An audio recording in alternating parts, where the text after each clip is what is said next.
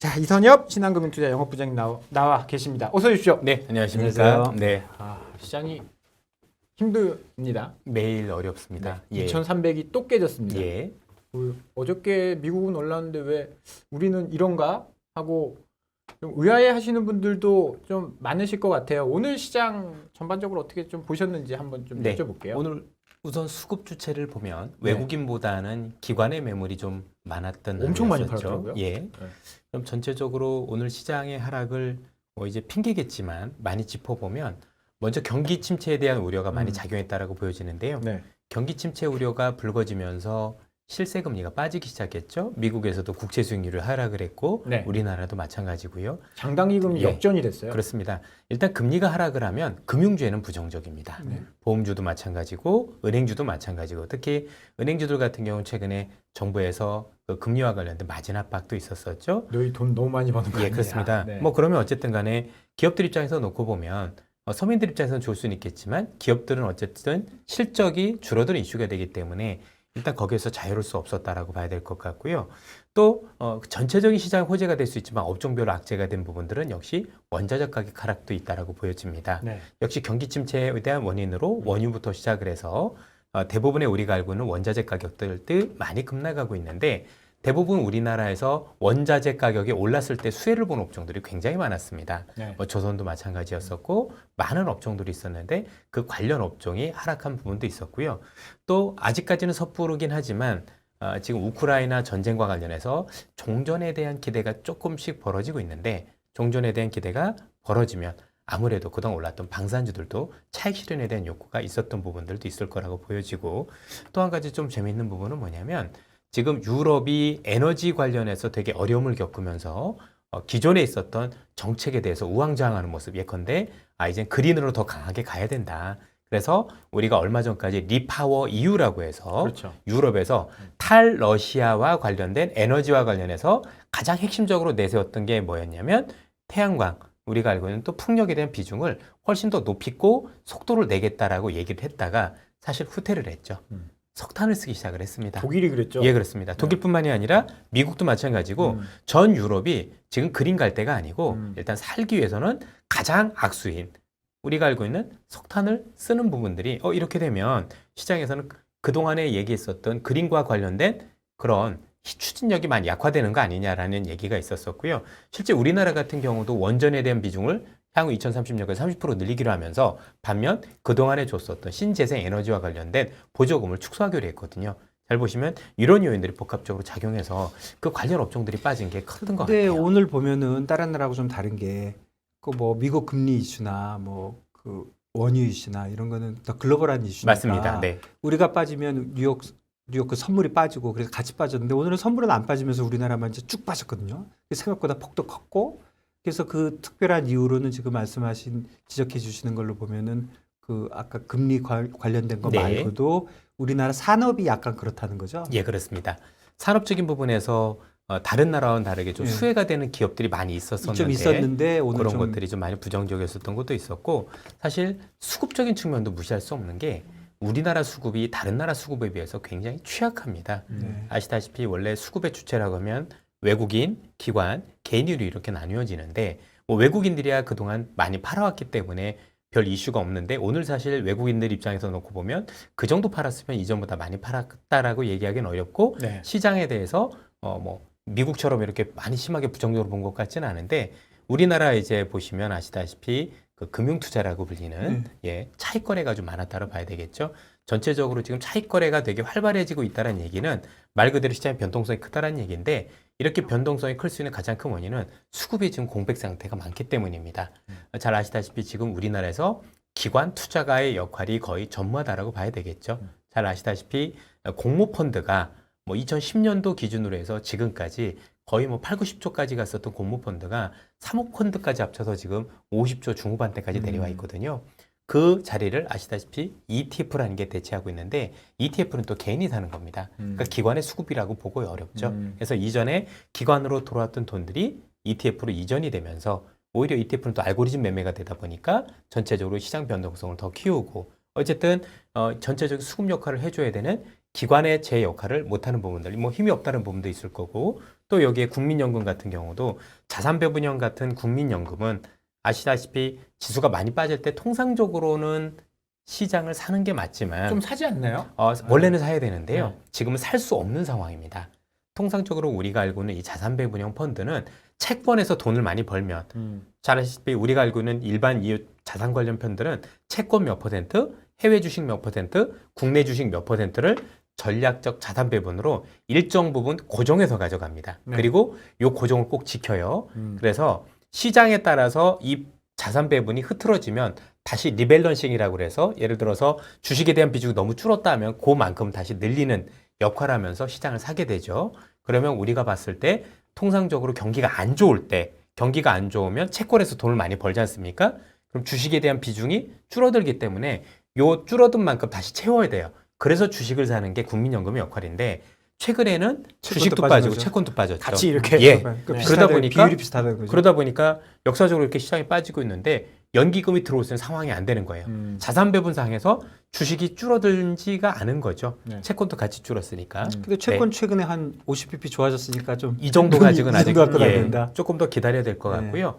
그래서 좀 안타깝지만 오히려 지금은 되게 혼란스러운 상황에서 이제 자산 배분과 관련된 이 상관계가 다시 복원되기 시작하면 예컨대 경기 침체에 대한 우려가 불거져서 더 이상 금리가 올라가는 게 아니라 금리가 내려가는 추세로 바꾸면 시장은 안 좋을 수 있겠지만 연기금은 제 역할을 할 수 있는 그런 계기가 됩니다.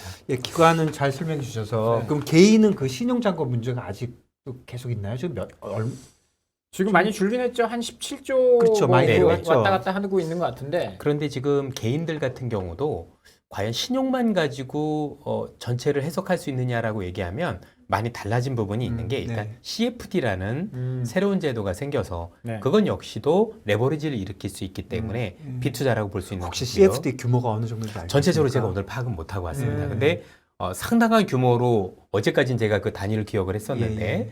뭐 그것도 뭐 엄청난 조단위 뭐 네, 이상이 됐었던 예. 거예요.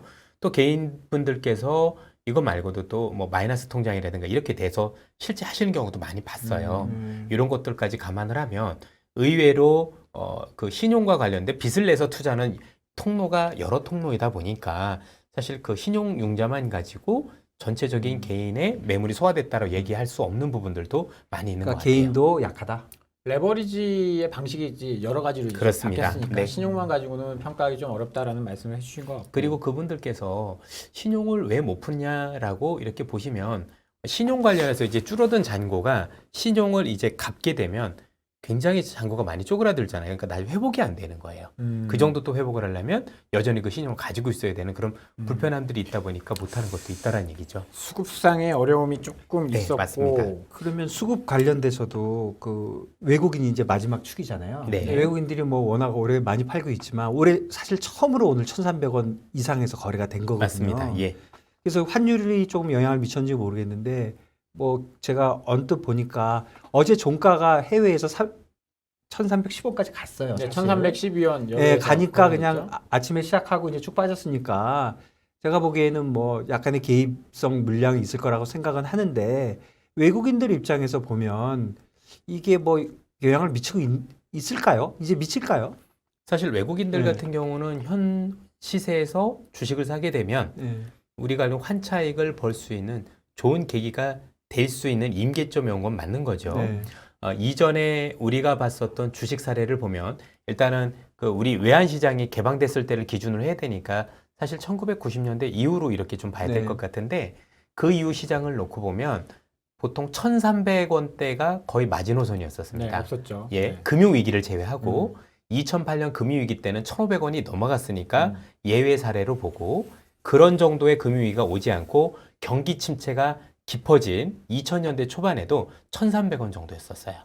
그러니까 1,300원 정도면 우리가 알고 있는 경기 침체, 그것도 어느 정도의 경기 침체는 가만한 수준의 사실 환율 수준이라고 봐야 되는 것 같은데 그런 수준에서도 외국인들이 지금 자신 있게 못하는 거는 사실 잘 모른다라고 봤기 때문이 아닐까. 물론 저희들도 마찬가지겠지만 이게 뭐 향후에 우크라이나 전쟁이 훨씬 더 길어지고 또 진짜 생각지도 못했던 위기로 전이돼서 될 건지 안 될 건지에 대해서 아직은 누구도 확신할 수 없는 상황이다 보니까 산술적으로 볼 때는 이 정도 지수대에서 사면 이전에는 돈을 벌었었지만 지금 그렇지 못한 환경 여러 환경들이 놓여 있다 보니까 외국인들도 그렇게 그렇군요. 이전처럼 못 뭐 움직이는 것 개인이든 같습니다. 기관이든 뭐 외국인이든 다 확신이 없는 네, 거죠. 전부 나름대로 다 어려움이 있는 거네요. 지금.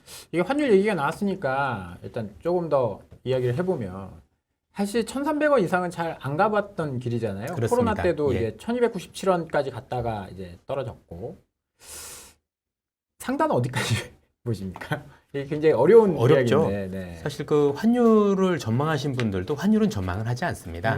외환 딜러들도 단일 네. 결제로 끝나지 실제 뭐 올해 어떻게 될 거다라고 전망을 할 수도 없고 하기도 어려운 상황이라고 보여지는데요. 네. 역시 환율과 관련해서 어쨌든 간에 우리가 그래도 가정이라도 해보려면 현재 진행되고 있는 이 상황이 네. 금융위기까지 발전할 거냐에 대한 고민부터가 필요한 것 같아요. 네. 그러면 현 상황에서 위기로 발전할 수 있으려면 금리가 더 현 수준보다 많이 올라가야 되고 글로벌 금리가 그러면서 부채가 많은 약한 고리부터 터지면서 시장을 자극해야 되지 않을까라는 생각을 하는데요. 현재 월스트리트 저널이라든가 해외에서 놓고 볼 때 글로벌 시장에서 가장 약한 고리로 세 군데를 지목을 합니다.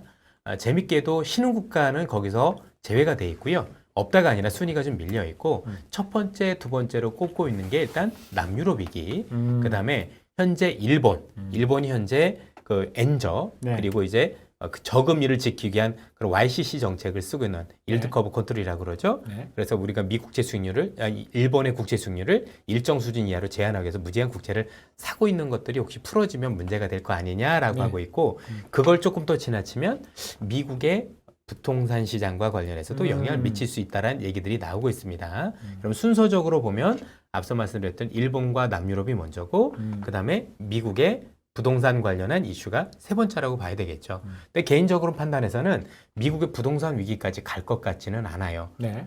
미국의 부동산이 좋아서 안 간다라는 게 아니고 그 이전에 남유럽 위기나 일본 위기가 불거지면 그게 먼저 그거 터진다. 가심금만으로도 금리를 내릴 수밖에 없어요. 연준도 더 이상 금리 인상을 못 하거든요. 네. 그래서 내리게 되면 사실 절대 금리가 높아야 부동산이 터지는 건데 금리가 올라가다 내려가는 과정이 되는 거니까 우리가 알고 있는 미국의 부동산까지 갈 것 같지는 않고 혹시 뭔가 문제가 터진다라고 하면 남유럽 위기부터 시작이 될 개연성이 있지 않을까라고 생각을 하고 있는데 만약에 그렇게 되면 현 수준보다 높아질 수는 있겠죠. 근데 그것도 현 수준에서 장담할 수는 없는 거라고 생각을 하고요. 아무래도 현재 상황에서 우크라이나 전쟁이 올 가을을 넘어서 겨울 정도까지 갈 때 그렇게 되면 유럽의 경기 침체 그리고 경기 침체 상황에서도 우리가 알고는 물가가 높기 때문에 금리를 올려야 되는 상황 때문에 벌어질 수 있는 거기 때문에 그 안에 우크라이나와 관련된 이 전쟁 상황이 좀 변화가 생긴다라면 또 다른 이슈가 있다라면 금리를 안 올릴 수도 있기 때문에 그 부분은 좀 봐야 될 것 같아요. 그런 것 같아요. 좀 요번에 오른 거 보면 1,300원이 이제 갑자기 올라가지고 조금 사람들이 조금 쳐다볼 것 같은데 그 제 생각에는 그 한국은행이 매일매일 달러 팔고 있을 것 같아요. 네. 제가 어제 금액은- 기사가 났잖아요. 96억 달러? 예, 금액 사상 최대로 많이 예. 지금 줄었다고 그러니까 외환 보이고. 하루에 얼마를 팔지 모르지만 그냥 대충 예상치들은 글쎄요.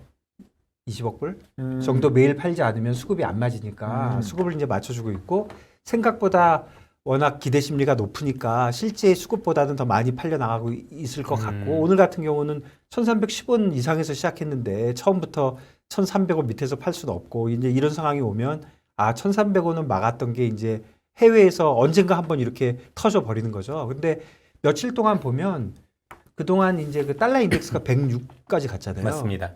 그런데 이제까지 올라올 때는 주로 달러 엔이었어요. 달러 엔이 136이에요. 네. 생각해 보면 네. 얼마 전에 104였어요. 그러니까 달러 엔이 많이 올라왔는데 이번에는 완전히 달러 엔은 오히려 135 내려오고 유럽이 완전히 그냥 맞습니다. 한 방에 네. 간 거잖아요. 그래서 말씀하신 대로 저도 조금 동의하는 면인데 제 생각은 조금 금리에 관련돼서 미국은 어쨌든 이제 금리 뭐 올릴 때까지 바짝 올리겠다.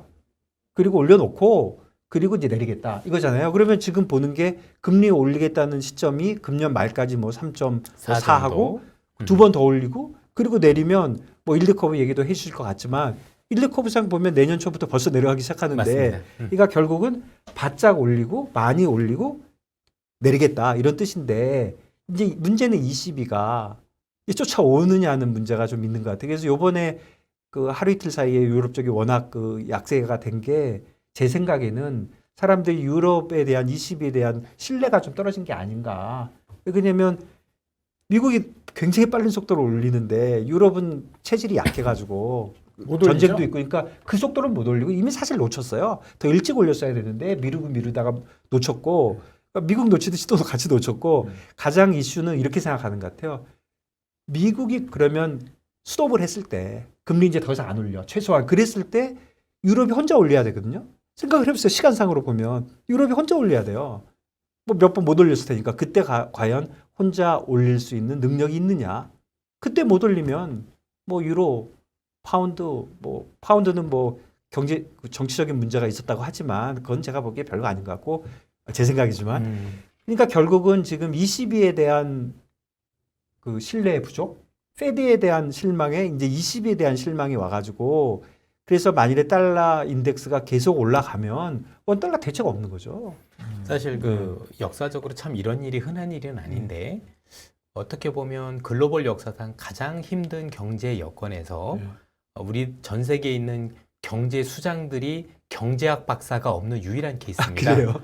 제롬 파월 의장도 경제학 출신이 아니고 네. 라가르드 총재도 경제학을 전공하신 분이 아닙니다. 역시 법조기시고요. 그래서 그다음에 일본의 구로다 하루이코 총재도 경제학 박사가 없습니다. 아. 그래서 사실 비전문가라고 하기에는 좀 애매하지만 음. 이 정도를 맡기기는 어려운 분들이 헤쳐나가다 보니까 정치인들이 헤쳐나가고 있는 거죠. 그러다 보니 많은 어려움이 있는 것 아닌가. 그러니까 신뢰가 진짜 바닥으로 가는 거예요. 네, 그런 것들도 좀 작용을 하고 있다고 보여집니다. 그래서 저는 뭐 사실 그 유럽 얘기에서 위기 얘기를 하면 답이 없는데 그래서 이것 때문이라도 유럽에서 결국엔 우크라이나에게 휴전에 대한 압력을 많이 넣지 않을까. 당연히 우크라이나도 전쟁을 계속 한다라고 얘기할 거고 러시아도 전쟁을 끝낼 생각이 없다라고 얘기를 하겠죠. 네. 그러나 이 상태로 가면 유럽이 과연 견딜 수 있을까요? 저희는 쉽지 않을 것 같아요. 그러면 진짜 우크라이나 그 전쟁이 휴전이 나면 그게 슈퍼 굿 뉴스입니까? 주식시장에? 주식시장에는 아무래도 뭐 에너지 가격이나 이런 것 좀 잡힐 것이다라고 봐서 그래서 네. 확 뛰어 오를 수 있는 그런 건가요? 그런 어떻게 물론 보십니까? 이제 경제 제재가 풀리진 않겠지만 이 전쟁이 굉장히 길게 갈 거라는 걸로 있었던 그 가수요들 있지 않습니까? 에너지 가격과 관련해서 그것만 빠진다고 해도 시장에 숨통을 트일 수 있는 여지는 충분히 있을 거라고 생각은 하고 5% 있어요. 10% 정도 오를 수 있는 그 이상도 될 수도 가능하다. 있다라고 보여지겠죠. 이것과 관련해서 얼마 전에 로렌스 서머스 하버드대 교수님도 지금 인플레이션과 관련해서 게임 체인저가 될 수 있는 것은 결국 푸틴이다. 이 전쟁을 어떻게 끝내거나 아니면 현 상황에서 어쨌든 전쟁을 더 끌고 가지 않는 것만 한다라도 그 정책의 어떤 룸이 굉장히 커질 수 있고 우리가 생각한 부분까지 안 갈 수 있다라고 생각을 하는 거죠. 당연히 연준 입장에서도 그렇게 돼서 인플레이션에 대한 우려가 일부라도 완화가 되면 현 수준보다도 금리 인상을 덜 할 수 있을 거고 그만큼 경기 침체는 덜 할 수 있는 거니까 시장 입장에서는 굉장히 긍정적인 뉴스라고 봐야 됩니다. 사실 뭐 우리가 환율이나 이런 것도 이야기 많이 하는데 원화도 그렇고 엔화도 그렇고 유로화도 그렇고 2월부터 급락하기 시작했거든요. 전쟁이 난. 그렇죠. 이게 다 에너지 가격과 관련이 관련이 있다. 있죠. 이렇게 정확히 분석을 좀 러시아가 많이 전쟁을 할 때 유럽의 약점을 정확하게 알고 들어왔어요. 결국 시간이 지나고 보니까 유럽이 제대로 당한 거죠. 네. 일단 에너지 주권이 없었던 게 문제가 되고 있는 거고 또 시간을 끌수록 러시아한테 더 유리한 환경들, 겨울이 왔었을 때 지금 유럽 입장에서 러시아 빼놓고 대체 에너지를 구하기가 어려운 상황 아니겠습니까? 오죽했으면 그동안 그린 외치던 사람들이 다른 것도 아니고 석탄을 쓰겠어요. 이건 정말 최악으로 간 거거든요. 모든 우리가 알고 있는 정치적 신념이고 뭐고 다 버린 거예요. 그럼 이제 뭐 네. 아무것도 없으니까. 그 정도면 제가 그래서 지금 기대하는 거 뭐냐면 이 정도 신념까지 버리고 석탄으로 돌아갈 정도면 지금 물불 안 가리고 보이는 게 없다라는 얘기가 되는 건데 이런 상황에서 우크라이나가 계속 전쟁 장기화하겠다는 걸 놔둘 거냐 이거죠. 저는 아닐 것 같아요. 유가는 어떻게 보십니까? 유가는 이미 경기 침체로 인해서 하락하기 시작을 했는데 만약에 이 상황이 조금 더 발전을 해서 유럽에서 우크라이나에 대한 휴전 협상에 대한 압력이 조금씩 가해진다라면 전 추가 하락 가능성이 높다라고 생각을 하고 있습니다. 어제 10% 하락했는데 네. 여기서 약간 겁나시는 분들도 있을 거예요. 왜냐하면 유가가 변동성이 엄청 컸잖아요. 우리 코로나 때 크기도 하고 마이너스도 받고. 실제 미국에서도 원유와 관련된 수요가 8% 줄었다라는 기사도 났고요. 제가 최근에 차를 가지고 움직여 보면 우리나라에서도 이전보다 교통 흐름이 생각보다 좋아졌어요. 그만큼 차를 몰고 다니는 분들이 많이 줄었다는 얘기가 되는데 저희 동네가 유가가 되게 싼 편인데도 불구하고 2,100원대 초반인데 아, 휘발유 가격. 아우 예, 네. 이게 장난이 아닌 수준이거든요. 네. 금방금방 넣고 나면 가계 부담이 적은 수준은 아닌 것 같아요. 근데 맞습니다. 유가는 좀 어려운 게 왜 그런 거 하잖아요. 주식을 갖고 있으면 이제 바람이 있잖아요. 그렇죠. 그러면 저는 그래요. 저는 아침에 이거 볼 때 주식부터 보지 않고 딴 거부터 봐요. 어떤 거부터 뭐 보시나요? 다른 거 뭐 이제 유가도 보고 이렇게 주변 거를 보는 거죠. 네. 그러면 이제 뭐가 어떻게 되면 어떻게 되는 거잖아요. 네. 그런데 유가는 올라가지고 지금 주식 많이 망가진 거잖아요. 네. 그렇죠. 인플레이션이 유가가 음. 주종이었잖아요. 네. 그 전에 보면 유가 내려가지고 주식 내려왔잖아요. 네. 요번에 주식 유가 내리니까 주식 또 내리잖아요. 유가는 뭐 올라도 내리고 내려도 내리고 뭐 어떻게 되는 거예요? 그래서 그 이야기는 사실 어제 나온 이야기들은 네. 사실 유럽에서 시작된 경기 침체. 경기 침체 이야기가 나오니까 유가가 급락한 건데 어제 장단기 금리도 역전됐고 장단기 금리 역전, 유가 급락, 경기 침체 100% 온다. 이렇게 시장은 보고 있는 것 같거든요. 침체에 대해서는 부장님 어떻게 보고 계십니까? 지금 뭐 이 정도 상황이면 침체에 대한 공포를 느끼라고 연준은 얘기를 계속 하고 있을 거고요. 네. 그래야 기대 인플레이션이 잡힙니다. 당연히 현재 있는 방법 중에서 인플레이션을 잡기 위한 유일한 게 수요를 훼손시키는 건데 그렇죠. 그 수요 훼손의 방법이 결국 경기를 부러뜨리는 것 이외에는 없다라고 생각을 했을 거기 때문에 일정 부분 이런 어떤 공포심을 더 끌고 갈 것 같아요. 그리고 당연히 이런 와중에서 유가가 내리니까 우리는 7월에는 연준에서 75가 아니라 0.5%포인트 정도 올리지 않을까라는 기대가 있을 수 있지만 네. 그 기대를 짓밟겠죠. 그래야 연준에 대한 신뢰가 살아날 거니까요. 그래서 그 정도는 해주고 아 연준이 이렇게 유가가 내려도 인플레이션의 의지가 굉장히 강하네 라는 생각을 하지 않을까라는 뭐 생각을 기본적으로 가지고 유가가 있어요. 유가가 예. 여기서 만일에 이제 더 내리잖아요. 네. 유가가 내린 이유는 공급이 좋아진 건 아니잖아요. 그렇죠.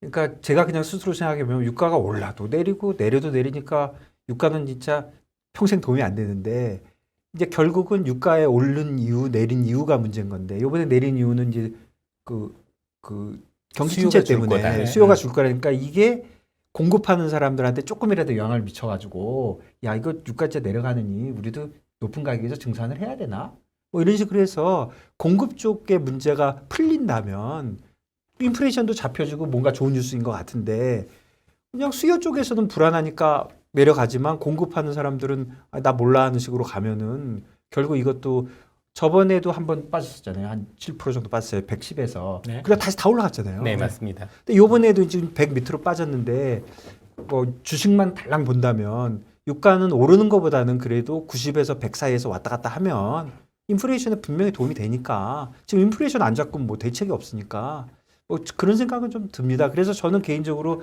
유가가 이후야 뭐든 간에 100 밑으로 떨어지니까 조금 더 차라리 이게 낫다. 저번에 연준이 왕창 올리겠다고 얘기할 때처럼 차라리 이게 낫다. 지금 뭐 바닥이 어딘지 아무도 모르고 이렇게 떨어지고 있는데 조금 더 이게 더 굿뉴스 아닌가 그런 생각은 좀 들었어요, 사실은. 근데 오후에 장이 확 빠지니까 완전히 사실, 오늘 저는 좀 헷갈렸어요. 사실. 하루는 뭐 그래서 빠지긴 했지만 제 생각에도 유가가 지금 빠지는 게 단기적으로는 시장이 부담이 될 수는 있지만 경기 침체에 대한 우려를 예. 많이 한 거니까 궁극적으로는 이게 인플레이션을 끌고 내려가는 거기 때문에 그러니까요. 저는 길게 보면 악재는 아니다라고 생각을 하고 있습니다. 어찌됐든 만약에 지금 제일 최악이 경기도 안 좋다라고 하는데 유가가 안 빠지면 이거는 나중에 연준이 현 수준보다 훨씬 더 강한 긴축을 해야 된다는 얘기가 되는 거잖아요. 그게 더 부담인 거지. 지금 어쨌든 간에 시장에서는 유가가 빠져도 지금 굉장히 물음표를 하고 있는 게 아직 이전에도 지금 말씀하셨죠. 한번 다시 올라온 경우가 있었기 때문에 아직은 모른다로 판단하는 게 더 크지 않을까라고 생각이 들어요. 그런데 추세적으로 이제는 유가가 고점을 찍은 것 같고 이제는 100불을 못 넘을 정도로 이제 많이 내려간 것 같다라고 생각을 하면 이전에 우리가 기대를 품었었던 인플레이션 정점에 대한 기대가 요것 때문에 다시 펼쳐질 수 있는 거거든요. 요게 길게 보면 아직은 앞서도 말씀하셨던 것처럼 유가에 대해서 전체적으로 아직 이게 다 내린 게 아니다라는 의심 때문에 이런 거지만 이게 어느 정도 신뢰가 갖기 시작하면 첫 번째로 어쨌든 간에 우리가 봤었던 이제 인플레이션 정점일 거에 대한 기대가 생기는 게 첫 번째일 거고, 두 번째는 유가가 내린 만큼 소비 심리가 살아날 수 있지 않습니까? 세 번째는 기업들 입장에서 보면 비용이 축소되는 측면이 있겠죠. 그래서 길게 놓고 보면 현재 유가가 내리고 있는 것은 전체적으로 시장에 저는 악재는 아니다라고 생각을 해요. 단기적으로야 여러 가지 불안한 게 있고 또 유가가 올랐을 때 좋은 업종들을 끌고 내려가서 악재처럼 보이지만 이게 조금 더 추세화 된다라고 생각을 하면 지금 있는 것들을 길게 봐서 악재로 볼 필요는 없지 않을까라는 생각을 가지고 있습니다. 그 침체 이야기를 좀 더 해보면 네. 아까 부장님께서 연준이 원하는 방향이다. 그래서 수요에서 기대 인플레이션을 낮춰서 인플레이션을 잡을 거다. 이게 침체가 오더라도 연준은 자기 갈 길, 그러니까 뭐 75bp 인상 이걸 계속 좀 갈 것이다라고 이야기를 하셨는데 최근에 지금 시장이 약간 들썩들썩 위 상방향으로 가는 이유 중에 하나는 약간 이제 인플레이션 잡고 나면 연준이 금리 덜 올릴 거야 이런 기대감이 좀 반영되고 있어서 이제 그런 이제 반등들이 나온 거였거든요. 네.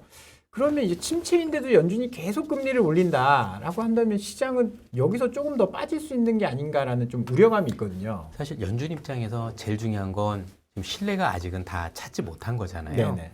그리고 인플레이션이라는 게 잠깐 이렇게 죽었다가도 이렇게 현재처럼 지수가 또 올라오고 시장이 올라오면 다시 기대가 생길 가능성이 높아요. 그렇죠. 그래서 이번 기회에 싹을 싹 잘라야 돼요. 그래서 정말 기대 인플레이션을 차단을 하고 정말 인플레이션을 잡을 수 있다는 신뢰를 심어줄 수 있는 마지막 기회가 7월이에요. 네. 그래서 7월에는 사실 진짜 나중에 놓고 보면 우리 박 차장님 말씀하신 게 좀 맞다라고 생각을 해요. 근데 지금 미리 그럴 필요는 없고 지금은 어떤 식으로는 더 매의 모습을 많이 보여줘야 돼요. 나 봤지? 정말 내가 이렇게 무서운 인플레이션 사람이야. 잡으려는 의지를 충분히 봤지? 경기가 침체 간다라고 하더라도 나는 내 갈 길을 가겠어라는 의지를 보여줘야 돼요. 근데 속마음은 네. 그게 아닐 거고 네. 나중에 부러지면 내가 움직일 건데 지금 그런 얘기를 하면 안 되는 거잖아요. 지금은 누가 보더라도 일단 시장이 겁을 먹었죠. 그리고 침체돼서 걱정을 하고 있죠. 그런데도 불구하고 인플레이션을 잡겠다는 의지를 안 보여주면 그 싹을 못 자릅니다. 그리고 지금 싹을 자르면 단기적으로 힘들 수 있는데 길게 보면 좋아요. 그래서 인플레이션은 초기에 얼마나 진화를 잘하느냐에 따라서 향후 경기 성장이 굉장히 가속화될 수 있는 건데 여기서 못 잡으면 나중에 더 큰 그런 어떤 그 피해를 치러야 되겠죠. 이미 연준이 신뢰 잃으면서 이미 저희들이 하락하고 있는 것의 일정 수준은 연준을 신뢰 잃은 거에 대한 그런 어떤 피해도 있는 거니까. 그래서 저는 75피를 하면서 더 강한 모습을 보여주고 그것 때문에 흔들릴 수는 있겠지만 그걸로 인해서 앞서 말씀드렸던 기대 인플레이션이 또 인플레이션 짝이 완전히 잘라진다라면 오히려 그때는 지금 말씀하셨던 부분을 그때 키워야 되지 않을까. 그게 이제 8월까지 7, 8월에 또 연준이 비수기가 있잖아요. 7월에 하고 나서 9월까지는 이제 시간이 있으니까 그때는 뭔가 다른 얘기가 나올 수도 있겠죠. 그러니까 페드 푸시라 그러잖아요. 그렇죠. 그러니까 페드 그걸 기대하고 있는 거죠, 페드 지금 풋을 시장에서. 사실 많이 얘기했는데 페드 풋은 페드 풋인데 제 생각에는 지금 말씀하신 거하고 비슷한 맥락으로 예전에는 이제 75bp 올릴 걸 50bp나 25bp를 올리는 게 아니라 지금 기대할 수 있는 페드 풋은 제 생각은 금리를 빨리 올리는 걸 빨리 끝냈으면 좋겠어요. 그거를 기대하는 것 같아요. 75가 됐든 뭐 75를 두 번이 됐든 뭐 75, 50, 50이 됐든 금리 인상을 빨리 끝내라. 더 이상은 안 올릴게. 내리진 않더라도. 그러니까 빨리 끝내줘야지. 이거를 질질 끌고 가면은 그래서 이제는 페드 풋이라는 컨셉이 조금 한 달 전부터 나 그럴까 그 경기 침체 얘기 네. 나오면서 사람들이 기대하는 게 덜 올리는 게 아니라 빨리 끝내주세요. 그런 쪽이 좀 아닌가. 그런 쪽의 페드 풋이다. 이렇게 보는 것도 일리가 있어 보입니다. 한 가지 좀 우리가 좀 고려해야 될 사항은 현재 연준이 그리고 있는 또 글로벌 시장에서 그리고 있는 모든 그 투자자분들이 얘기하시는 연준이 3.4%까지 금리를 올려야 되고 정말 매파적으로 해서 금리를 꺾어야 된다는 이 모든 가정은 전쟁이 끝나지 않은 걸 가정을 한 거예요. 그러니까 현재 전쟁도 계속되고 봉쇄도 계속되고를 가정한 거기 때문에 이 중간에 이 두 가지 면에서 많이 바뀔 수 있다라면 연준이 그 정도까지 안 가도 되는 당위성을 얻을 수 있습니다. 그건 당연한 걸 거고요. 그래서 근데 문제가 지금 전쟁도 안 끝나고 오늘 중국 봉쇄 얘기 또 나왔거든요. 네. 시안 그쪽에 또 코로나 때문에 봉쇄한다. 그래서 오늘 뭐 충격을 좀 그런 부분도 있을 받은 텐데 것도 있는데 좀 이제 투자자들이 제일 궁금한 거는 침체, 인플레이션, 금리 인상 이게 시장에 얼마나 반영되었느냐. 뭐 혹자들은 이제 뭐 그 금리 인상할 거 우리 다 알고 있고 경기 침체 다 알고 있고 그다음에 이익 좀 적게 나올 거 다 알고 있으니까 이미 이거 시장이 다 반영한 거 아니냐 이렇게 이야기를 하기도 하거든요. 우리 부장님이 보시기에는 이게 참 어려운 이야기지만. 이전의 사례를 좀 들어드리면 네네. 이전의 사례에서 통상적으로 경기가 얕은 침체에 들어갔을 때 미국과 한국 시장의 하락폭은 네. 30에서 35% 사이입니다. 그럼 지금 다 반영한 예, 거잖아요. 그리고 그게 얕은 경기 침체가 아니라 네. 더블 딥이라든가 음. 조금 더 깊은 침체에 들어가면 예를 들어서 예. 닷컴 버블이나 예. 금융위기 같은. 맞습니다. 네. 그때는 50%까지 하락하는 게 일반적이었었습니다. 음. 그런데 현 상황에서는 그 중간에 대해서 애매하다라고 보는 거죠. 만약에 여기서 중국이 붕괴가 안 풀리고 우크라이나 관련된 전쟁이 너무 장기화돼서 앞서 말씀드렸던 남유럽 위기라든가 이런 걸로 혹시 건드리는 트리거가 되면 어떻게 하지라는 우려가 일말은 남아있는 거죠. 왜? 그동안 우리가 그려왔던 모든 전망들이 다 틀려왔기 때문입니다. 네. 우크라이나 전쟁이 안 날 것 같았는데 났고 이게 일주일 만에 끝날 줄 알았는데 지금 몇 달이 지나고 있고 또 이전에 우리가 있었던 코로나 같은 경우도 처음에 한 1년 정도면 끝날 줄 알았는데 지금 몇 년째 지속되고 있고 그것도 언제 끝날지 모르고 이러다 보니까 모든 것들에 대한 자신이 없는 거죠. 그럼 지금 계속 비관적인 시나리오들이 계속 나오고 있고 그게 자꾸자꾸 현실화되다 보니까 이제는 모든 투자자분들이나 아니면 모든 주체들이 이제는 좋은 쪽보다는 이게 현실화될 거에 대한 의구심에 대한 여전히 있는 부분이 있다 보니까 비록 지금이 얕은 경기 침체를 반영했음에도 불구하고 그러면 깊은 경기 침체로 가면 어떡할 건데라는 의구심은 여전히 남아있다 보니 사실 이렇게 크게 하락을 했어도 자신 있게 베팅을 못하는 부분이 없지 않아 있다고 그러니까 많이 보여집니다. 반영은 됐지만 불안하다. 불안한 거죠. 아직도 네. 모르는 거니까. 그리고 그, 조금 더 첨언을 드리면 우리가 미국보다 약간 불리한 게 하나는 있어요. 이건 제가 조금 길게 설명을 드려도 네, 되겠습니까? 통상적으로 우리가 알고 있는 경기 침체가 깊어질 때 더블 딥이 올 때 공통점들은 뭐냐면 경기가 좋을 때 많이 일어나요. 경기가 굉장히 좋으면 보통 인플레이션이 수요견인 인플레이션이라 많이 하잖아요. 네. 경기가 굉장히 좋아서 많은 수요가 일어나면 이 수요에 감당하기 위해서 기업들은 정말 많은 설비 투자를 합니다. 네. 그래서 공급을 많이 늘려놓는 공급 과잉 현상이 일어나고 그 공급 과잉 현상이 일어난 상황에서 연준이나 한국은행 금리를 올리면서 수요를 일정 부분에서 훼손을 시키거든요. 그런데 재밌게도 공급 과잉이 극대화되는 시점하고 수요가 꺾이는 시점하고 맞물리는 게 경기 침체의 시작입니다. 네. 이 부분에서 그러면 기업들은 그동안 공급 과잉으로 많이 늘려놨던 재고를 처리하는 과정 속에서 1차 경기 침체가 오는 거고 2차 경기 침체, 더블 딥이 오는 이유는 뭐냐면 이 가지고 있는 공급 과잉된 이 설비 투자를 구조조정하는 과정이 더블 딥으로 오는 게 일반적이거든요. 그런데 지금은 아시다시피 글로벌 전체적으로 아직도 공급 병목 그렇죠. 현상이지 네. 설비 투자가 많지는 않았어요. 네. 특히 미국 같은 경우는 현재 시장에서 주도주였던 기업들이 되면 빅테크라고 해서 사실 무형 자산을 가지고 있는 기업들이죠. 유형 자산이 없다 보니 설비 투자가 없습니다. 따라서 현재 시장이 하락을 해서 경기 침체가 있을 수도 있겠지만 있을 수 없는지는 아직 정확하지는 않지만 있을 수도 있겠지만 그게 예전에 있었던 것처럼 더블 딥으로 갈 정도의 구조조정 과정을 거칠 가능성은 매우 낮은 거죠. 이미 기업들이 감원을 시작하면서 구조조정을 시작을 했기 때문에 이게 어느 정도 진행이 되고 나면 제가 볼 때는 이전에 있었던 그 과정을 이미 제가 볼 때는 다 한다고 봐야 돼요.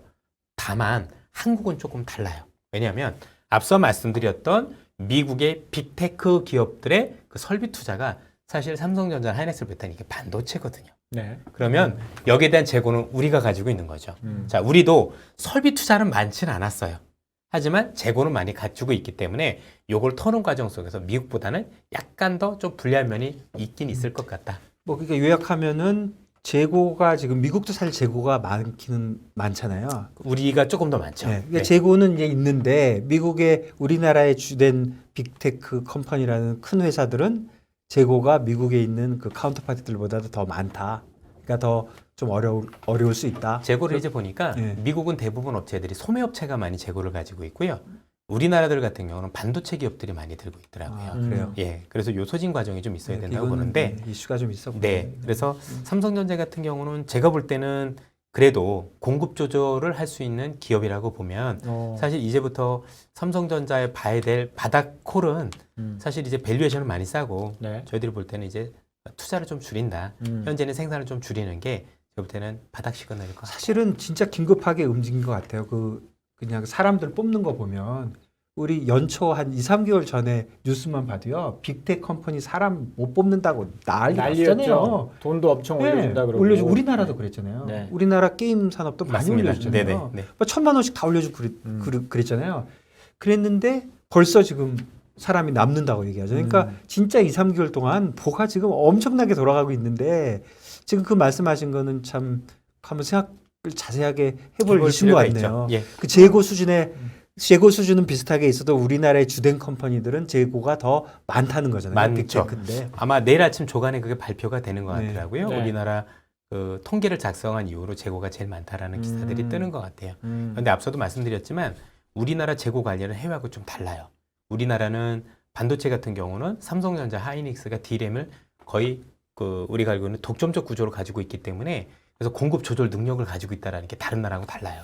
그래서 이전처럼 막 재고를 완전히 계속 털면서 죽고 이런 움직임이 아니라 조금 더 시간을 두고 그거는 좀 삼성전자- 다행인 거네요, 네, 그러면. 다행이죠. 그래서 지난해에도 1차적으로 그때 그 델타변이 있었을 때 네. 삼성전자 하이닉스 재고 남았었을 때 공급을 줄이면서 바닥을 찍었던 기억이 있거든요. 그래서 너무 이거는 비관적으로 보기보다는 삼성전자하고 하이닉스는 공급 조절 능력이 있기 때문에 재고가 있어서 주가는 당장 못 오른다고 하더라도 이런 공급 조절 능력과 관련된 얘기를 시장에서 해주기 시작하면 어느 정도 바닥을 잡아갈 것 같다라고 생각이 듭니다.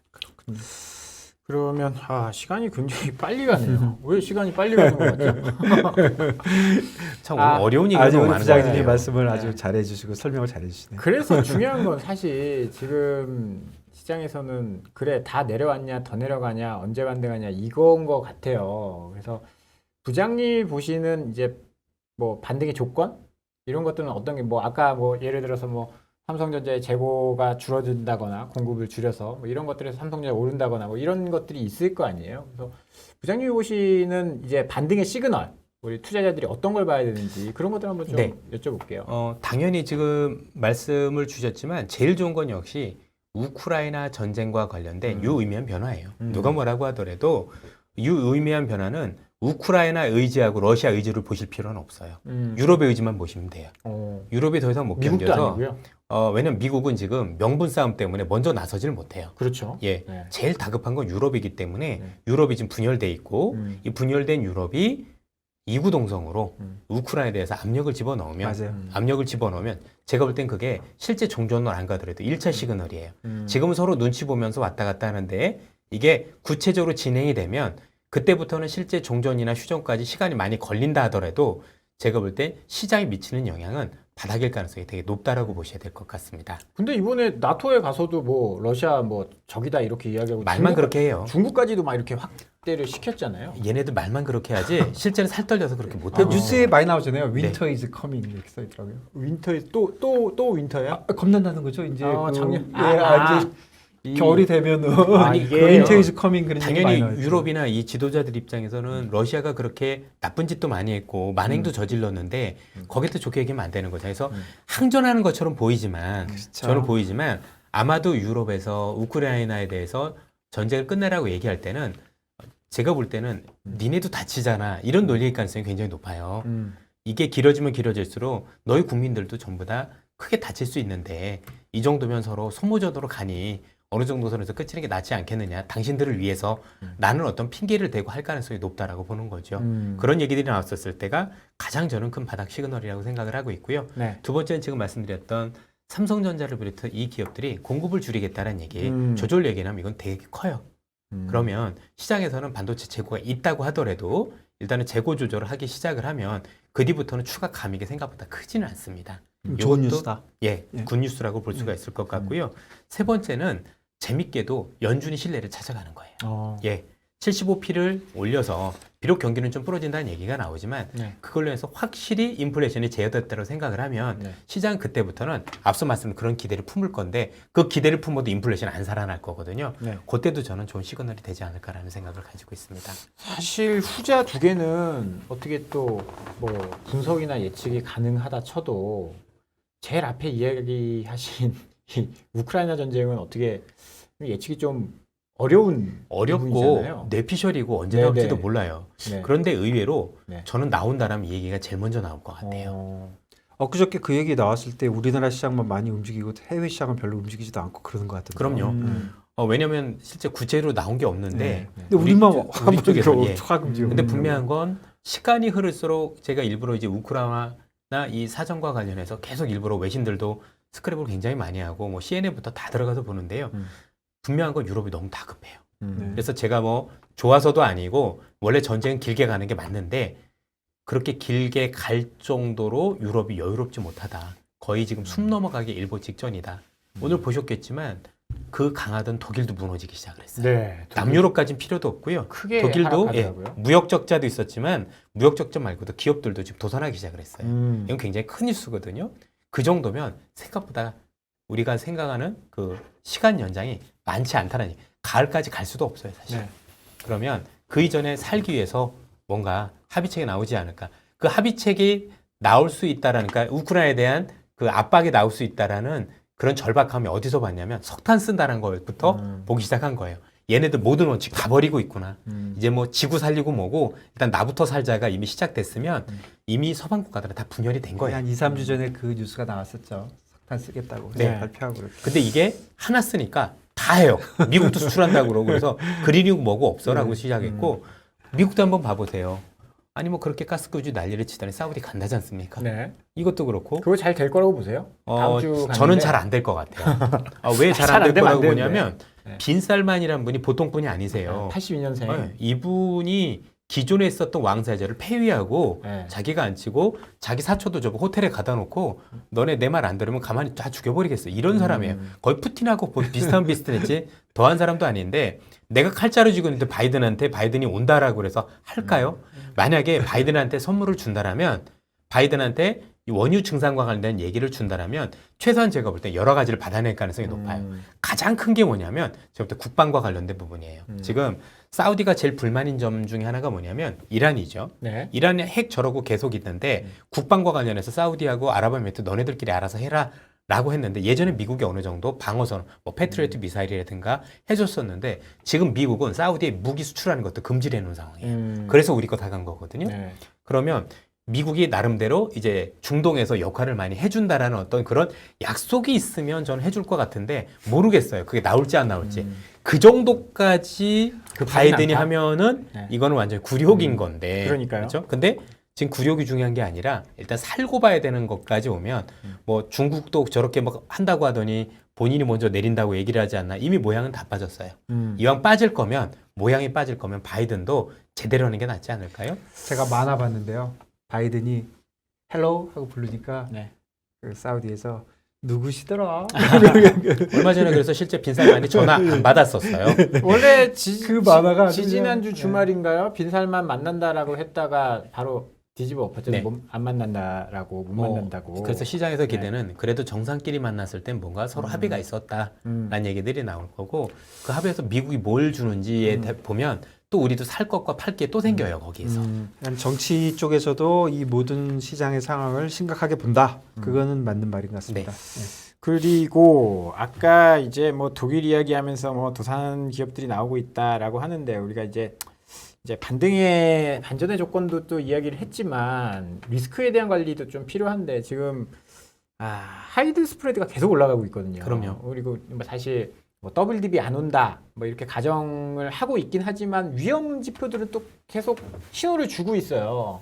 이런 것들에 대해서는 또 어떻게 보고 계신지. 사실 그 지표들은 후행적인 겁니다. 네. 경기가 어려워지니까 당연히 현금이 없는 기업들 같은 경우는 하이드 스프레드가 올라갈 수밖에 없는 거고 네. 또 금리가 올라가면 이 기업들 같은 경우는 자금 차입이 어렵기 때문에 올라가는 건 당연한 거겠죠. 네네. 사실 어떻게 보면 금리가 올라가고 경기가 안 좋아지는 거에 반대급부에서 일어난 일이라고 생각하고 있기 때문에 이 정도는 경기가 얼마나 더 침체로 갈 거냐 또 금리가 어느 수준까지 올라갈 거냐에 대해서 많이 영향을 미칠 수 있는 거기 때문에 그냥 후행적으로 보셔도 될 것 같아요. 크레딧 이슈는 항상 그게 이제 큰 일이 벌어지는 그 문제인데 이번에는 좀 약한 것 같아요. 네. 왜냐하면 국채가 10년짜리 지금 5년짜리 3년짜리 다 내려왔거든요. 한 50이 빠졌잖아요. 3.25밖에 안 돼요. 그게 3.7 같은 게 이렇게 내려오면서 지금 우리나라만 우리나라. 우리나라. 우리나라가 3.7까지 갔었거든요. 10년짜리 3.25 정도 내려오면서 내려올 때 제가 보니까 회사 스프레드 줄어들었어요. 그러니까요. 같이 따라 내려왔어요. 그러니까 지금은 최소한 이게 막 신용 쪽에서까지 문제가 일어나는 그러니까 우리나라만 보면 네. 그런 정도까지로 사람들이 보고 있지는 않아요. 저도 그래서 뭐 우리나라든 미국이든 부동산이 생각보다 크게 안 터진다라고 보는 게 정말 심각하지 않아서 그런 게 아니라 네. 거기까지 가기 전에 이미 경기가 안 좋아져서 음. 금리가 더 못 올라갈 거라고 생각하고 있기 때문이에요. 그래서 먼저 맞는다. 그렇습니다. 네. 당연히 우리가 알고 있는 부채가 많은 데가 터지는 건데 여기가 제일 후거든요. 잘 아시다시피 2008년 이후에 글로벌 시장에서는 우리나라는 조금 덜하긴 한데 미국 같은 경우는 이 주택 시장과 관련된 관리를 되게 잘했어요. 은행과 관련해서도 철저하게 감독을 해서 지금 은행의 재무 건전성이 굉장히 좋은 상황이라고 보셔야 될 것 그러니까 같고요. 주택 가격 내려오는 거 얘기하시는 그렇습니다. 거죠? 예. 그거 내려오려면 크레딧 쪽에 문제 먼저 생겨야 그러니까요. 돼요. 그게 그리고 안 또 생기면 네. 미국 국민들 같은 경우 개인들은 부채가 오히려 줄었어요. 2008년 이후로. 돈을 많이 줘서. 예. 오히려 아니요. 실제로 그 관리를 되게 대출을 되게 타이트하게 관리를 한 거죠. 그때 소프라임 위기였기 때문에. 네. 그래서 미국에서 터지면 부동산 쪽은 아니고 오히려 기업 부채가 더 문제가 되면 됐지. 부동산은 가장 후순위입니다. 그런데 앞서도 말씀드렸지만 이미 그거 이전에 유럽이나 다른 데가 먼저 터지면 그것만으로도 이미 글로벌 금리가 더 못 올라가고 계속 내려가는 상황이 될 거기 때문에 그 금리를 감안을 하면 거기까지 건드릴 것 같지는 않다라고 보는 거죠. 좋아서 안 건드린다가 아니라 거기 가기 전에 이미 딴 게 먼저 죽어서 거기까지는 미치지도 않는다. 이런 개념으로 보셨으면 좋겠어요. 그렇네요. 거기까지 이제 가지 않아야 되는 그렇죠. 게. 좋은 얘기가 아닌데. 예. 예. 저는 그래서 남유럽이 그 유럽이 자기네 국가들이 망하면서까지 우크라이나를 지켜줄 거라는 생각은 안 해요. 그렇군요. 그렇죠? 현실적으로 아니, 내가 먼저 살아야지 네. 남이 죽는 게 낫지 내가 죽는 게 낫습니까? 그건 아니잖아요. 그렇죠. 어차피 선택을 하면 우크라이나 차라리 야 너 그냥 얼마 전에 키신저도 그 얘기 했잖아요. 돈바스 저거 내주고 끝내. 이게 현실적인 얘기고요. 그 얘기가 그냥 나온 게 아니에요. 이게 현실적인 건데 니네 뭐 하냐. 자꾸 얘기를 하는 거죠.